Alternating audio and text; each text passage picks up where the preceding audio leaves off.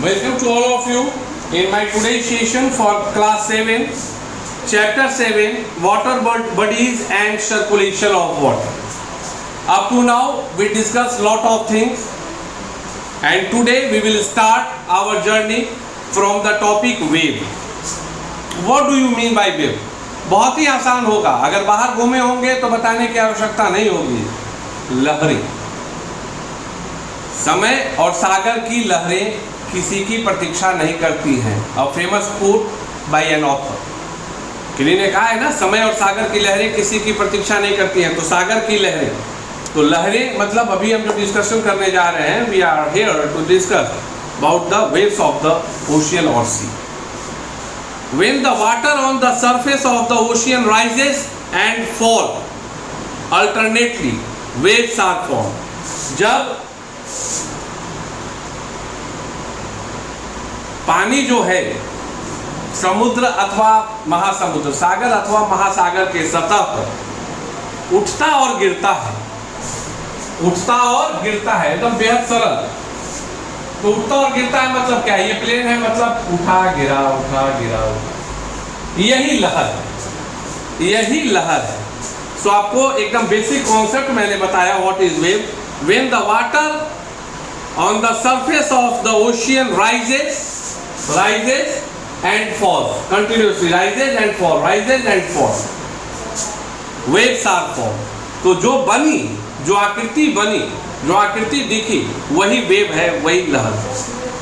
अब सवाल आता है कि जल का उठना और जल का गिरना, जल का उठना और जल का गिरना, जल का उठना जल का गिरना।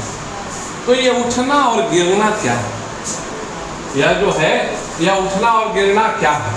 तो सबसे पहले तो एक चीज है जो दिमाग में रहना चाहिए, यह एवरेज है और यही सागर की जलें उठी फिर नीचे गई, फिर उठी फिर नीचे गई, एक प्रक्रिया होते हैं। तो जो एक चीज को समझो, जो टॉप पॉइंट है that will be known as crest, that will be known as a crest, उसको क्या बोलते हैं? क्रिस्ट बोलते हैं। एंड जो लो पॉइंट है उसको क्या बोलते हैं? थ्रो। जो सागर की लहरें उठी तो जो उच्चतम बिंदु है, यह ओ लाइन है, यहां से जो उच्चतम बिंदु है, peak, that will be known as crest. And जो निम्न बिंदु है that will be going to be considered as trough. This one is the concept behind crest and trough. And the distance between two successive crests, the distance between two successive crests, ये है ना, two successive crests, that will be considered as wavelength, that will be considered as wavelength। उसको क्या कहते हैं? wavelength कहते हैं। कितना सरल, कितना सरल, कितना आसान, मतलब कहा नहीं जा सकता है कि कितने बारीकी के साथ चर्चा हो रही है। आप समझ रहे हैं कि सागर की लहरें हैं, लहरें उठती हैं बैठती हैं, सही बात है सर, बैठती। जो शिखरतम बिंदु है क्रिस्ट है, जो न्यूनतम बिंदु है, निम्नतम बिंदु, वो थ्रू है। दो क्रिस्ट के बीच की दूरी को वेवलेंथ कहते हैं।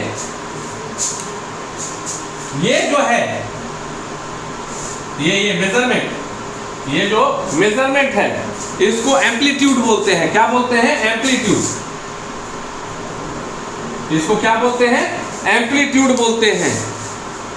अब ये उठ रही है, बैठ रही है, मतलब डायरेक्शन किधर है? इधर है। डायरेक्शन किधर है? इधर है। आप खुद बोलोगे कि सर अभी तो पक्का दिमाग में सारी बातें बैठ गई। जो इंपॉर्टेंट टर्म्स वेव्स से संबंधित है, और ये वेव्स से देखो ऐसा कॉम्बिनेशन है, this one is an unique combination what we have to discuss. Actually these are the important terms whatever we have to study or we have to discuss in physics when we will study about waves। Physics में भी आगे चल के आपको waves के विषय में जब आप पढ़ेंगे, then you will again listen the same kind of word like crest, through, amplitude, wavelength, etc. and same terms is going to use in the current scenario। ये बड़ा ही अच्छा चीज है, बड़ी ही अच्छी बात है जो आपके साथ दोबारा हो रही। और अब सवाल होता है वेवलेंथ पर, जो बड़ा ही इंपॉर्टेंट है।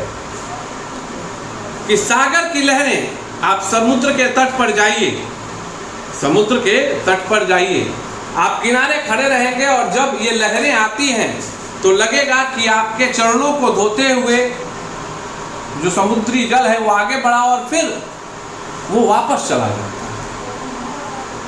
आप you will feel that somebody is coming and simply washing my feet।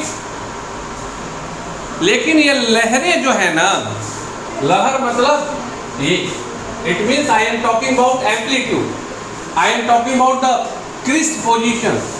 यह बड़ा खेल है।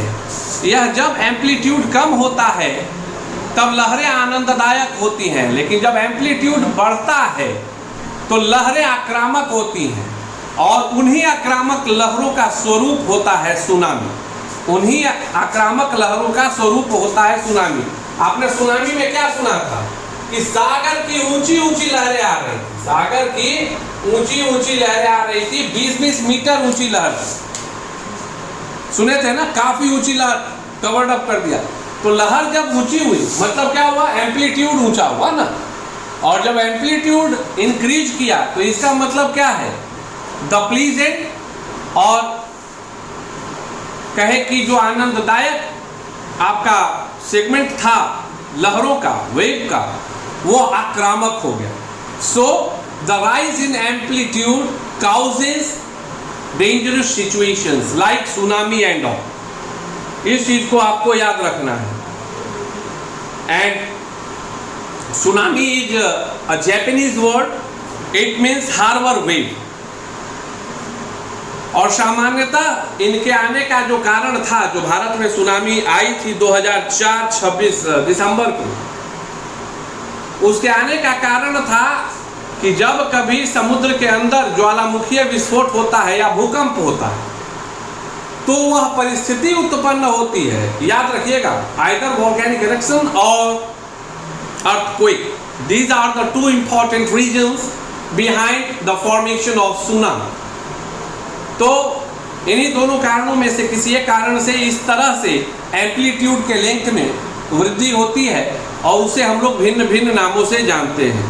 तो उससे बहुत सारे देश, अंडमान निकोबार द्वीप समूह, Indonesia, Malaysia, Maldives, India, Sri Lanka, बहुत सारे देशों को इसकी विभीषिका को झेलना पड़ा था। So this one is the content related to the point wave. In next chapter we will move toward the tide. Tide मतलब high tide, low tide जो टर्म होता है उस पर हम चर्चा करेंगे और उसके बाद फिर आगे की चर्चा होगी। तब तक के लिए पढ़ते रहिए, बढ़ते रहिए। जय हिंद, वंदे मातरम।